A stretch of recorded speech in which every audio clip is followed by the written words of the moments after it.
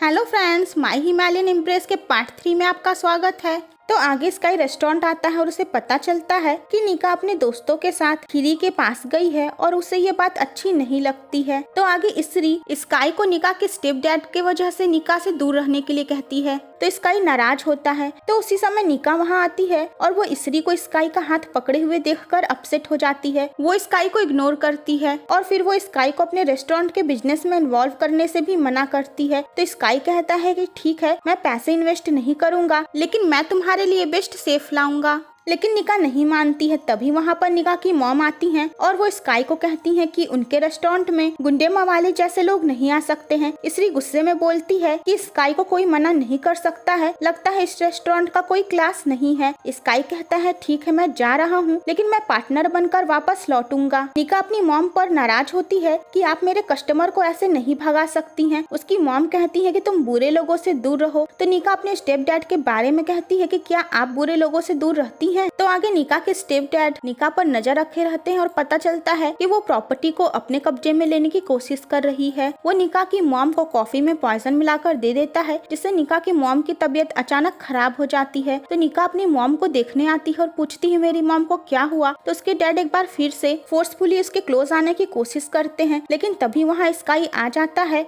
और निका बच जाती है। वो कहती है चलो यहाँ से। तो स्काई उसके स्टेप डैड को धमकी देते हुए कहता है कि मैं वापस आऊंगा। आगे स्काई निका से कहता है कि मुझे तुम्हारी हेल्प करने दो। तो निका कहती है कि तुमने मेरी बहुत हेल्प कर दी। स्काई उससे कहता है कि मैं तुम्हारी हेल्प हमेशा करता रहूंगा और निका उसकी बात को सुनकर इमोशनल होती है। स्काई निका के साथ रहता है। खीरी उनके लिए पानी लेकर आता है। तो स्काई गुस्से में कहता है कि तुम्हें कोई दूसरा काम नहीं है क्या? तो खीरी कहता है कि प्योर वाटर से बॉडी का टेम्परेचर कम हो जाता है, तो माइंड को फोकस रखने में ज्यादा आसानी होगी। तभी वहाँ पर स्काई का बॉडीगार्ड सुवित आता है, जो उसे जबरदस्ती वहाँ से लेकर चला जाता है। सुवित उसे एक आदमी के बारे में बताता है जिससे उसके डैड का कुछ बिजनेस था। वो कहता है हो सकता है तुम्हारी मॉम के बारे में वो जानता हो। तो स्काई की मॉम को कोई बीमारी हो जाती है। उन्हें लगता है कि अब वो कुछ दिनों में मरने वाली हैं, लेकिन मरने के पहले वो अपने बड़े बेटे स्काई से मिलना चाहती हैं। वो अपने पुराने घर आकर अपनी फैमिली को याद करके रोती हैं। फ्लैशबैक में दिखाया जाता है कि स्काई की मॉम थाईलैंड से इंडिया मूव नहीं होना चाहती थी, क्योंकि वो किसी को इंडिया में नहीं जानती थी और इस बात को भी लेकर उसके डैड से उनका झगड़ा हुआ था। वो रोते हुए वहाँ से चली जाती हैं। इसरी बाहर निकलकर देखती है तो उसे कोई नहीं मिलता है। इधर स्काई भी अपनी मॉम को याद करके रोता है। तो वो घर आता है और इसरी सीसीटीवी फुटेज में स्काई की मॉम को शो करती है कि ये औरत कौन है। तो उनका चेहरा नहीं आया था। स्काई झूठ बोलता है कि मुझे लगता है ये कोई पागल औरत है, क्योंकि वो जानता है कि इसरी हर बात की रिपोर्ट उसके डैड को देती है। आगे वो सुवित से बताता है कि उसे लगता है वो उसकी मॉम हो सकती है। इधर निका के स्टेप डैड उसे किडनैप करवा लेते हैं। खीरी उसे ढूंढता है। इधर निका के स्टेप डैड उसे एक बार फिर से मॉलेस्ट करने की कोशिश करते हैं। तो खीरी एक गुंडे को मारता है और आवाज सुनने के बाद निका के स्टेप डैड वहाँ से हट जाते हैं। खीरी जाता है और निका को छुड़ा कर वहाँ से ले आता है। वो पुलिस में रिपोर्ट करने के लिए कहता है, तो निका मना कर देती है कि इससे उसके मॉम का रिजॉर्ट बदनाम हो जाएगा। वो कहती है कल्प्रिट का पता वो खुद लगा लेगी। आगे स्काई उससे मिलने आता है। वो कहता है कि क्या तुम मुझे मिस कर रही थी? तो निका कहती है कि मैं सिर्फ तुम्हारे बारे में ही सोच रही थी। स्काई उसे कंसोल करने के लिए, उसे हक करने के लिए बुलाता है। तो निका कहती है तुम भी ना। आगे स्काई निका को उसकी मॉम से मिलवाने ले जाता है। निका स्काई से अपनी मॉम का चेकअप करवाने के लिए कहती है, क्योंकि उसे लगता है कि उसकी मॉम के तबियत खराब होने के पीछे उसके स्टेप डैड का ही हाथ है।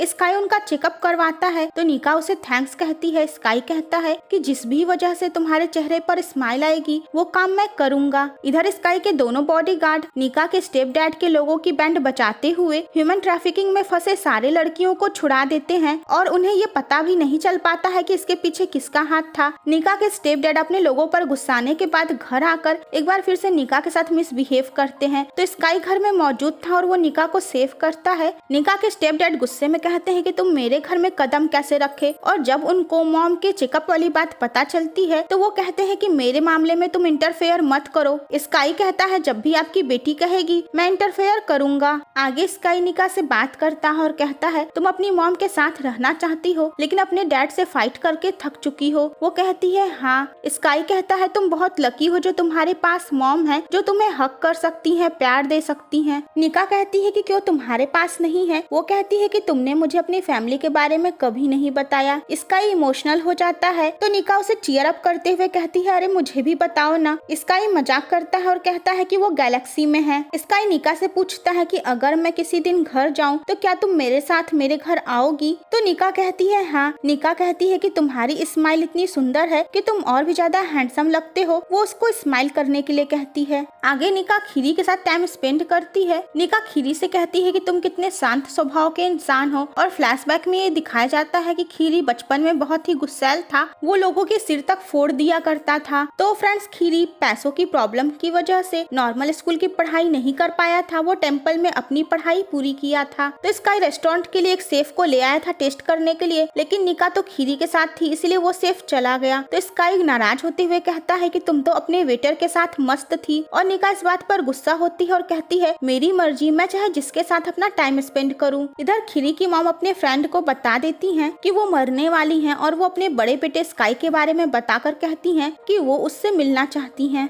इधर निका की फ्रेंड खीरी के एप्रॉन में पैसे रख देती है। जब वो पैसे गिरते हैं तो सबको लगता है खीरी रेस्टोरेंट के पैसे चोरी किया है, लेकिन निका अपनी फ्रेंड को ऐसा करते हुए देख ली थी तो वो जानती थी खीरी बेगुनाह है। वो खीरी से बाद में बात करती है और कहती है मुझे पता है तुमने कुछ नहीं किया, लेकिन वो खीरी को ये नहीं बताती है कि ये हरकत किसकी थी। तो फ्रेंड्स निका की ये फ्रेंड स्काई के बॉडीगार्ड सुवित के कहने पर ऐसा की थी। सुवित जब ये पूरी बात जाकर स्काई को बताता है तो स्काई कहता है कि तुमने ये गलत किया। मैं खीरी को उस रेस्टोरेंट से सही तरीके से बाहर निकालना चाहता था, ना कि ऐसे फंसाकर। आगे स्काई निका से मिलता है और कहता है कि अगर तुम खीरी को लेकर परेशान हो तो मैं तुम्हें दुनिया के अच्छे वर्कर्स दे सकता हूँ या फिर मैं ही तुम्हारे लिए काम करूँ। तो निका कहती है नहीं, मैं तो तुम्हें बिल्कुल भी हायर नहीं करूंगी। आगे वो कहती है कि मुझे काफी कुछ सोचना है। तो स्काई कहता है कि अब मैं तुम्हारे काम का नहीं रहा तो तुम मुझे भगा रही हो। वो आगे निका से कहता है कि मैं तुम्हारे चेहरे पे स्माइल लाने के लिए बताओ क्या कर सकता हूँ। तो निका फाइनली एक बार फिर से स्काई की हेल्प लेती है। वो अपनी मॉम से मिलने जाती है